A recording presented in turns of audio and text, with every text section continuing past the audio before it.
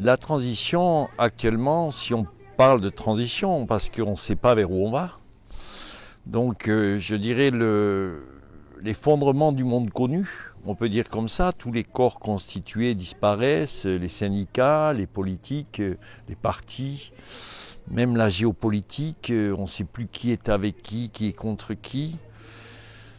Donc tout ce qui est un petit peu le support structuré sur lequel l'individu s'appuie est en train d'être balayé par des à-coups, une dissolution un petit peu. Donc ça crée une fatigue psychologique et surtout ça supprime le repère fondamental de l'humain qui est en général son repère social. Sur quoi je m'appuie, qu'est-ce que c'est un père, une mère, là c'est en train de changer, qu'est-ce que c'est un genre, ah c'est en train de changer, qu'est-ce que c'est une éducation, c'est en train de changer, qu'est-ce que c'est la ville, elle est organisée comment, c'est en train de changer, il y a des travaux partout, tout le temps, la voiture, c'est en train de changer. Quoi, où qu'on regarde, il y a une perte de solidité. Et donc, face à ça, le travail qu'on fait, qui est un travail de se reconnecter avec une structure essentielle, une structure intérieure, me semble important, non pas de manière collective, puisque ce n'est pas un travail collectif, mais de manière individuelle. Et s'il y a un pôle fort dans un groupe, il fait un point d'attache, un peu comme si dans une mer, il y a une île. C'est mieux que s'il n'y a pas d'île. Donc actuellement, il y a une énorme quête de... Plus il y a de crise, plus il y a de quête de dimension intérieure.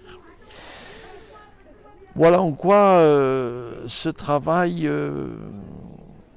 peut aider à ce que tu as appelé la transition et que moi j'appellerais l'effondrement ou la liquidation du monde ancien.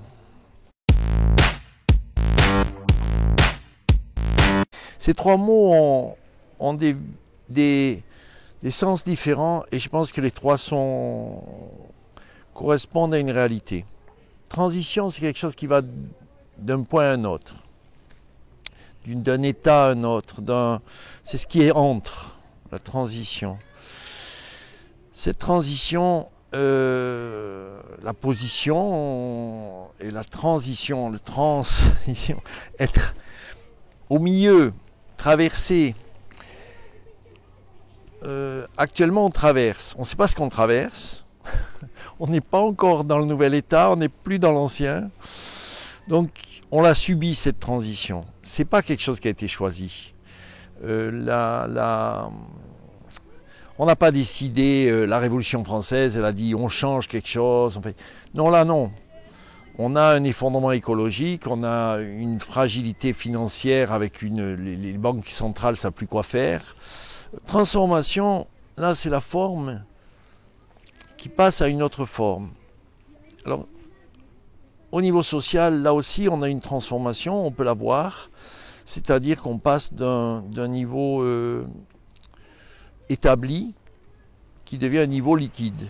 Et ça, c'est quelque chose d'assez vieux, ça date depuis, on peut dire, la Révolution française, mais pas que ça, la Révolution industrielle, et aussi l'arrivée de la technologie, par exemple, l'arrivée de l'artillerie a modifié complètement les hiérarchies sociales, parce qu'avant c'était le chevalier qui était en haut, et après une balle de fusil peut le tuer par un manant.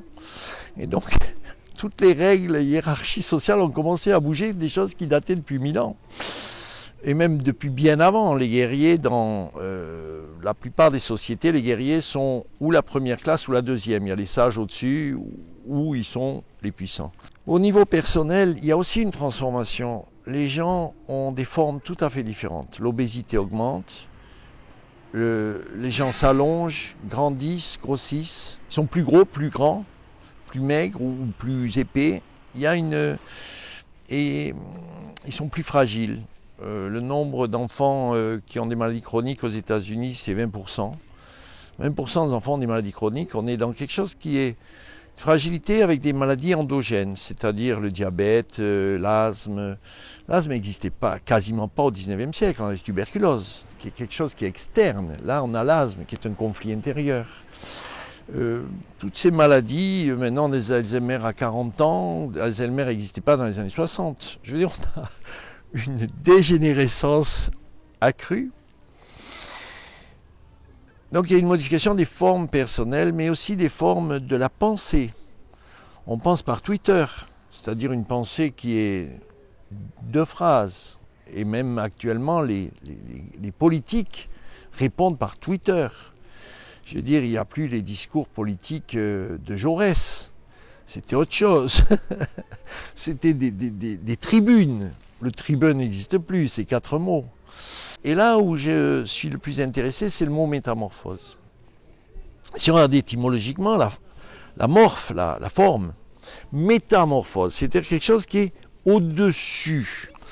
C'est-à-dire quelque chose qui est une vision qui voit par en dessus la forme. Donc ça veut dire que dans la métamorphose, il y a un changement de forme qui est déjà compris dans l'essence de l'objet. Par exemple, la chenille qui se transforme en papillon, ça n'est pas un changement de forme comme on change le décor d'une maison, ou on change la forme d'une maison en rajoutant une pièce. C'est dans l'essence même de l'être, il y a une nouvelle forme qui est déjà intelligente dans la source qui apparaît. C'est-à-dire qu'une chenille est faite pour devenir un papillon, comme un gland de chêne est fait pour devenir un arbre de 5 ou 10 mètres de haut.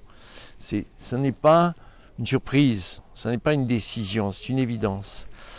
Et je pense là qu'il y a une métamorphose de l'humanité. Pas une métamorphose sociale, c'est la conséquence. Il y a une métamorphose de l'humanité. L'humain n'est pas la fin de l'évolution. On a eu l'Australopithèque, on a eu le Néandertal, on a eu le Cro-Magnon. Pourquoi s'arrêterait? Donc il me semble qu'on est dans une métamorphose, on est dans une apparition de nouvelle humanité. Et celle-là, je ne peux pas dire qu'est-ce qu'elle va être.